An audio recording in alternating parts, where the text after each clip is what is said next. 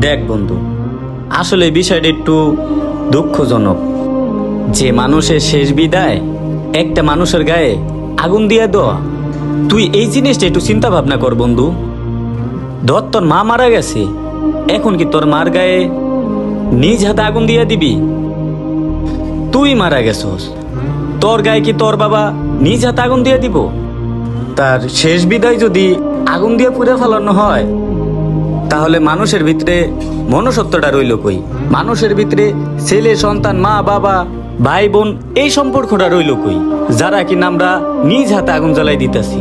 আর আমাদের ধর্মে দেখ, কেউ মারা গেলে তারে সুন্দর করে গোসল দিয়া সাদা কাপড়ে ঢাইকা কবরে রেখে আসি।